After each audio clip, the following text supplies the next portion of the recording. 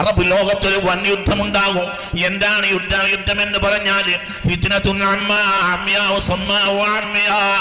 ചെവിട് അടക്കുന്ന യുദ്ധമായിരിക്കും, കണ്ണ് കാണാത്ത യുദ്ധമായിരിക്കും. ആ യുദ്ധം ഇറാനിൽ നിന്ന് ആരംഭിക്കും.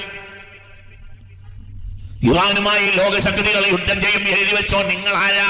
നിങ്ങൾ ഏത് സംഘടനയുടെ ചാരനാണ്? ഞാനൊരു സംഘടനയുടെയും ചാരനല്ലടാ. മുത്തുനബി പറഞ്ഞതാണ്. ഇറാൻ ഇനി ഒരിക്കലും അമേരിക്കയെ തിരിച്ചടിക്കൂല. ഇറാൻ തിരിച്ചടിക്കുകയാണെങ്കിൽ തിരിച്ചടിക്കുക എങ്ങനെയായിരിക്കും? ഒരു സാധാരണ നിലയിൽ ഒരു രാജ്യം തിരിച്ചടിക്കുകയും പോലെ ഇറാൻ തിരിച്ചടിക്കുകയാണെങ്കിൽ ഖത്തറിലോ സൗദിയിലോ ഉള്ള അമേരിക്കൻ ക്യാമ്പുകളെ ആക്രമിക്കുകയാണ് ചെയ്യുക. അപ്പൊ സ്വാഭാവികമായും എന്തുണ്ടാവും? ആ രാഷ്ട്രം ആ പക്ഷത്ത് ചേരും. ഇത് നടക്കൂലേ? നടക്കും. ഇത് നടന്നേ തീരൂ.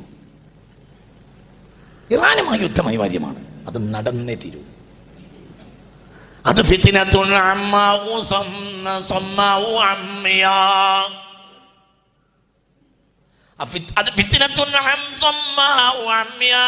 അത് കണ്ണില്ലാത്തയും കാതില്ലാത്തയും യുദ്ധമായിരിക്കും. മനുഷ്യരാശി ഇന്ന് വരെ കണ്ടതിൽ വെച്ച് വലിയ യുദ്ധം സംഭവിക്കും. അതിന് ഇനി കാലതാമസമില്ല, സംഭവിച്ചിരിക്കും, സംഭവിക്കും. അല്ലാഹു നമ്മളെ കാക്കട്ടെ. ഇത് നിങ്ങൾ ആരോട് ചോദിച്ചാ പറയുന്നത്? ഇത് മുത്തുനബി പറഞ്ഞതാ, മുത്ത് മുഹമ്മദ് മുസ്തഫ. ഞാൻ കുറേ കാലങ്ങളായി നിങ്ങൾ കുറേ കാര്യങ്ങൾ പറയാറുണ്ട്. അതങ്ങനെ തന്നെ നടക്കാറുണ്ട്. അതൊരു കവടി നേരത്തെ പറയുന്ന വർത്താനല്ല. അതങ്ങനെ സംഭവിക്കും. അതിൻ്റെ രീതി അങ്ങനെയാണ്. അതിൻ്റെ രീതി കണ്ടാൽ അങ്ങനെയാണ്. അത് അങ്ങനെ വരൂ. അള്ളാഹു നമ്മളെ കാക്കട്ടെ. അത് സംഭവിക്കും. അത് സംഭവിക്കും. സംഭവിച്ചത് കഴിഞ്ഞാൽ ഇനി മിഡിൽ ഈസ്റ്റിൽ ഒരു യുദ്ധം ഉണ്ടായാൽ ഒരിക്കലും എക്കണോമിക്കൽ സിസ്റ്റം നേരെ നിർത്താൻ കഴിയൂല. അത് ഏറ്റവും ബാധിക്കുക കേരളത്തിനെയാണ്. അനാവശ്യമായ ഷോപ്പിങ്ങുകളിൽ പെണ്ണുങ്ങളെ നിയന്ത്രിക്കണം.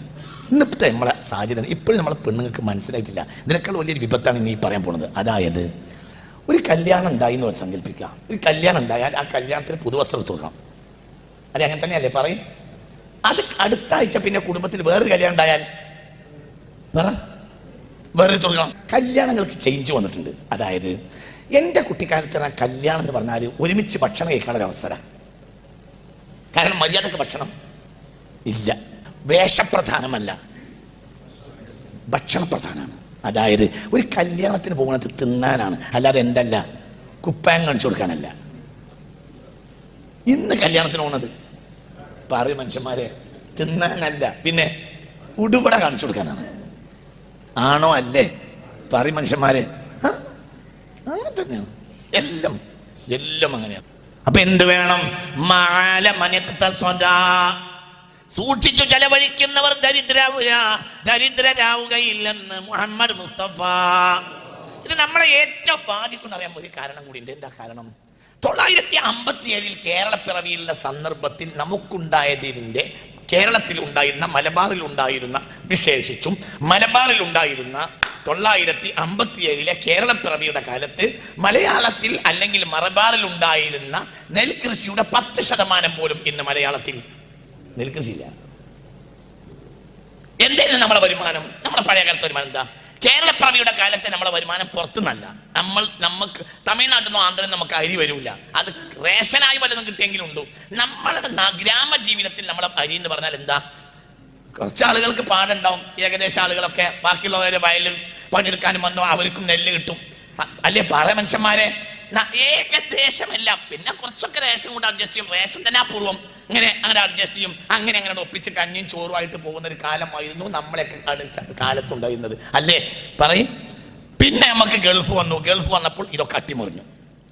ഇപ്പോഴത്തെ അവസ്ഥ എന്താന്ന് വെച്ചെങ്കിൽ 957 കേരളപ്പിറവി കാലഘട്ടത്തിൽ ഉണ്ടായിരുന്ന നെൽകൃഷിയുടെ 10% നെൽകൃഷി പോലും ഇന്ന് മലബാറിൽ ഇല്ല. അപ്പോൾ എന്ത് സംഭവിക്കുമെന്ന് പറഞ്ഞാൽ ഭക്ഷ്യക്ഷമ നേരിടും. പിന്നെ എന്ത് വേണം? പണം വേണ്ടി വരും. പണത്തിന്റെ സോഴ്സ് കുറയും ചെയ്യും. ഇതൊക്കെ നാളെ നടക്കുന്ന കാര്യമാണ് വിചാരിക്കേണ്ട. പക്ഷെ മറ്റന്നാൾ നടക്കും. നാളെ നടക്കുന്നില്ലെങ്കിൽ മറ്റന്നാൾ നടക്കും. അപ്പൊ സൂക്ഷിക്കണം.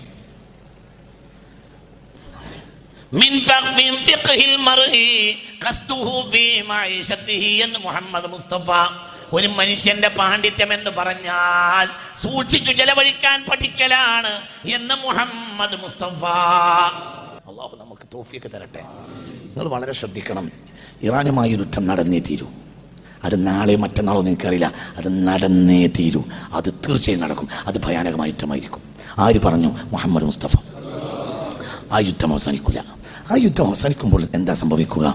ഇറാൻ്റെ യുദ്ധത്തിന് ശേഷം ഇറാൻ തകരും. ഇറാൻ തകൽ മാത്രമല്ല, പരിസരത്തുള്ള അറബ് രാജ്യങ്ങളും തകരും.